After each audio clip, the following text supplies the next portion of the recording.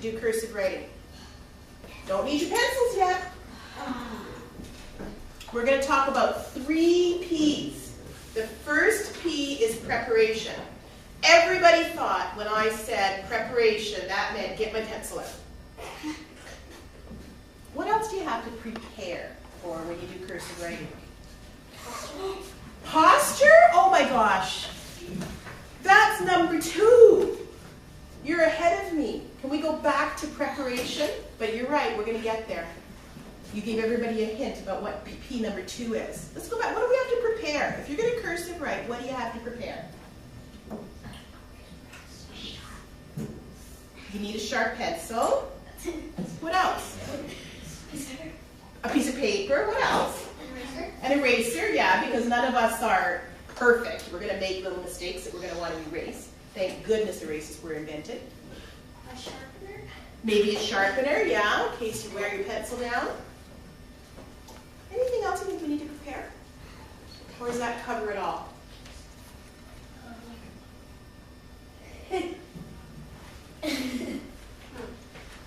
Okay, I'm going to give you some hints. What am I using to move the pencil when I'm cursive writing? My hand. What in my hand is making the pencil move? My muscles. So I want to prepare my muscles. And this is especially important when you're just learning to cursive write because your muscles have never moved in those ways before. For some of you, if you've already learned a bit, they might have. But for most of you, you haven't done a lot of cursive writing. So your muscles aren't used to those movements, so we want to prepare them. Now, what's my hand attached to?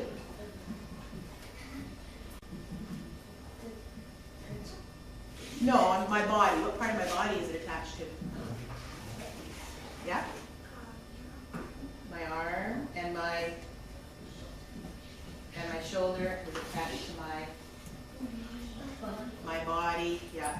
So to use those muscles in our hands really well, we've got to prepare a lot of muscles.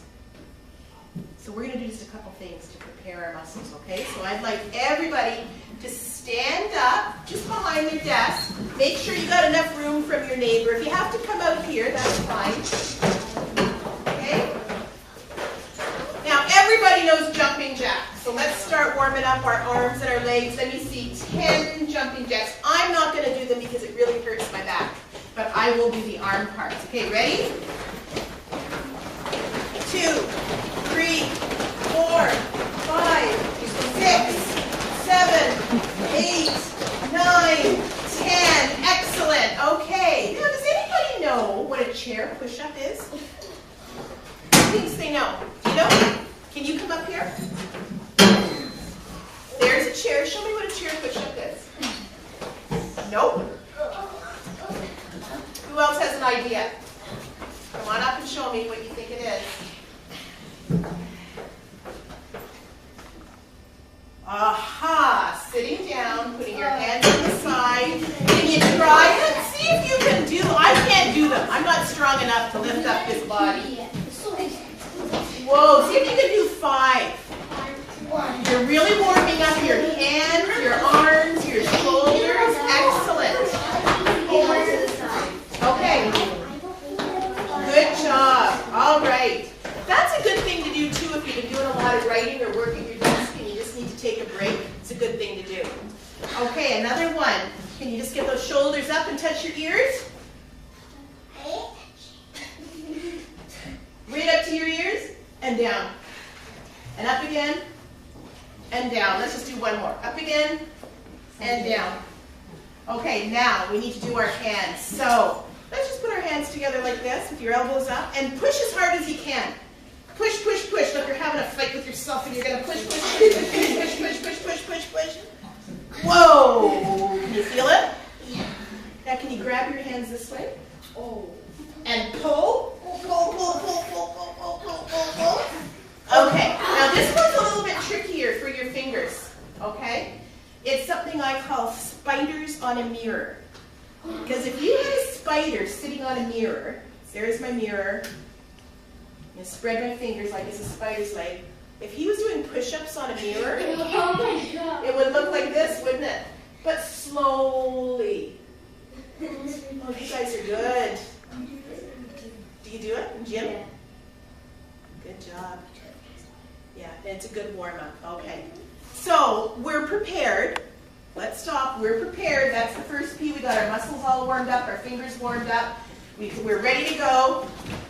What was the second P? Posture. Posture. Well, what does posture mean? I think Miss Rose talks to you guys a lot about posture. I'm guessing. What does it mean? Straight back. A straight back. Now, why do you think there's a back on your chair? Yeah, to give you some support so your muscles don't have to do all the work. So can everybody slide their bottoms back in their chair so that their back is touching? And Miss Rose, I must say, has been fabulous. She has made sure everybody have desks that fit them. I see some people who maybe they're ready for a little bit different size because you guys have a habit of growing. But look at how everybody's feet are pretty well touching the ground. That is awesome. Because I see some people have big feet and need big shoes, and some people have smaller feet and smaller shoes, and some people are taller and need big desks, and some people are smaller and need smaller desks. And Miss Rose thinks about that. That is fantastic. I'm going to get her to teach all the other teachers about it. Okay. I want you to try something now. I'm going to give you a piece of paper. Now I want you to get your pencils out. This is just scrap paper from the used paper bin, right? So don't worry about what's on the other side. How about you pass some out there, pass some out on this side. Because I want to talk a little bit about why posture is important. When you've got your pencil and your piece of paper, you can stand up behind your desk. Not touching your desk. I don't want any part of your body touching the desk. Okay? But you need your paper in your hand and you need a pencil in your hand. Okay? You need a paper and you need a pencil and no part of your body touching your desk. Alright? Now, I'm going to get you to print your name. Just print your name. But I want you to do it standing on one foot. Okay? Give it a try. Stand on one foot and print your name. No, just printing. Printing is fine. Okay, what did you think?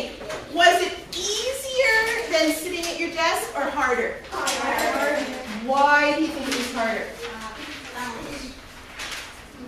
Because you were trying to balance? Yeah? Why do you think it was harder?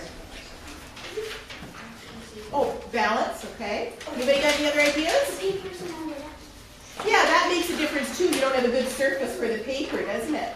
Was your body feeling stable or was it feeling unstable?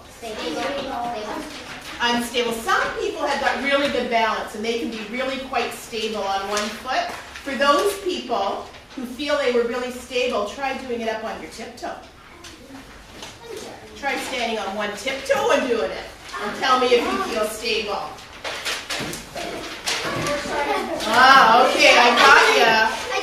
That's easy. So you can do it, but it's hard, isn't it?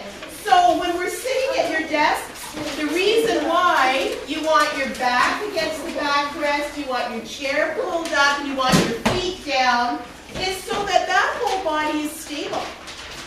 And that makes writing a whole lot easier. So everybody sit back down.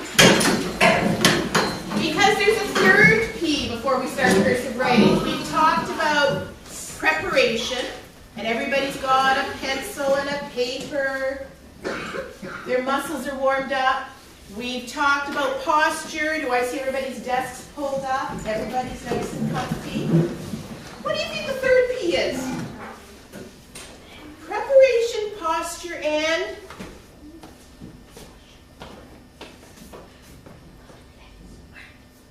tricky. This is a tough one.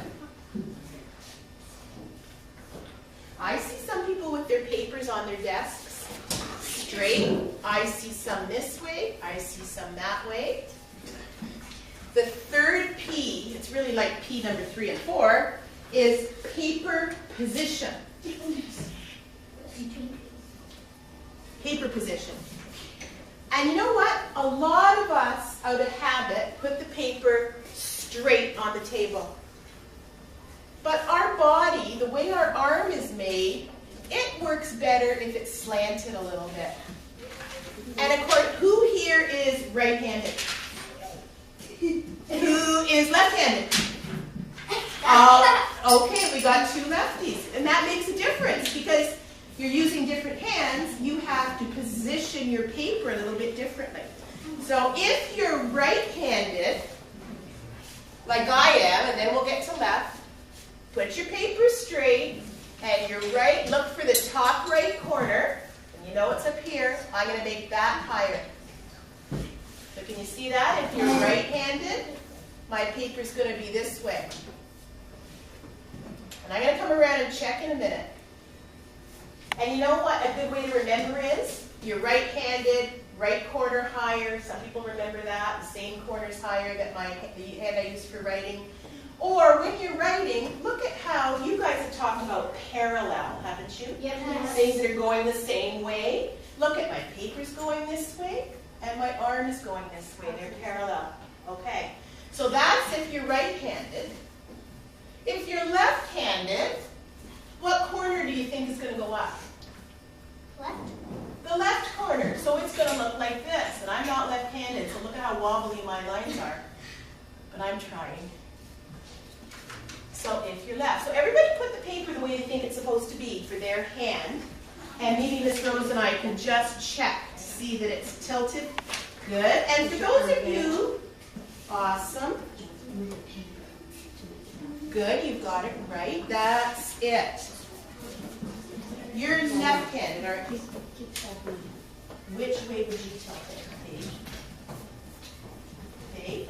You're left-handed, so this corner has to be higher. This is high, this is low. Can you try printing your name across there now? Now, if you're used to holding the paper straighter in a different way, that'll take some getting used to. But when you're learning cursive writing, it'll help you when you're connecting your letters, because that's the way your arm goes more naturally. Some people slant it a little bit more than others. You'll have to play with that, but not straight and not sideways. It's going to be somewhere in between. And that's something Miss Rose will help you remember, because when you're cursive writing, you want to keep moving. You're not stopping and starting like when you're printing, where you stop and start after every letter and you can move your arm along. What if I was writing, what's the longest word anybody knows?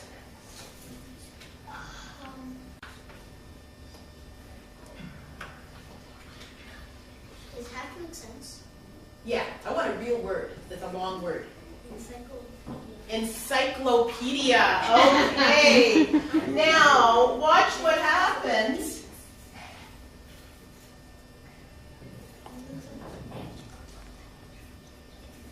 Did I ever stop? No. I hope I spelled it right. I didn't do a very good L. I didn't do a very good L. I never stopped, so I need my hand in the position where it can just keep on going without stopping. And if my paper's straight, and I'm trying to write encyclopedia, it's going to be hard for me to keep on going. When it's slanted, it's a little bit easier. So that'll take some practice, okay? But just something to keep in mind. So I think what